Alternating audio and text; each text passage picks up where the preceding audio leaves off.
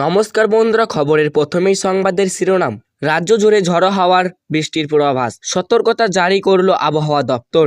কোথায় কেমন চলছে তাণ্ডব, বিস্তারিত জানিয়ে দেবো এই ভিডিওটির মাধ্যমে। ভিডিওটি সম্পূর্ণ দেখবেন। ভিডিওটি ভালো লাগলে লাইক করবেন এবং চ্যানেলটাকে সাবস্ক্রাইব করে আমাদের সঙ্গে থাকবেন।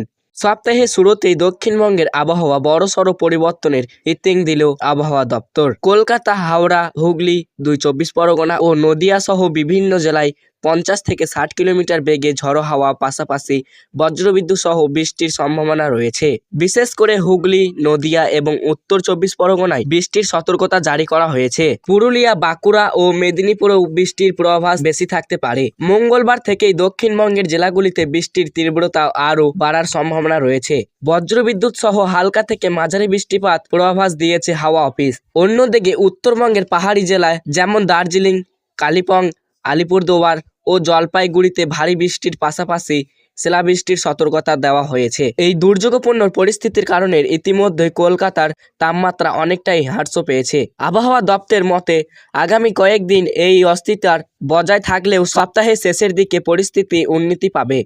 বৃষ্টির দাপট ধীরে ধীরে কমে আকাশ পরিষ্কার হওয়ার সম্ভাবনা রয়েছে। তবে দুর্যোগের সময় সাধারণ মানুষের সতর্কতা থাকার পরামর্শ দেওয়া হয়েছে। আপাতত প্রাকৃতিক এই পরিবর্তনের জেরে রাজ্য জুড়ে গরম থেকে সাময়িক স্বস্তি মিলেও জীবনের কিছুটা বিঘ্ন ঘটার আশঙ্কা রয়েছে। তো সুপ্রিয় দর্শক, আজ ছিল এই পর্যন্তই আবহাওয়া লেটেস্ট আপডেট।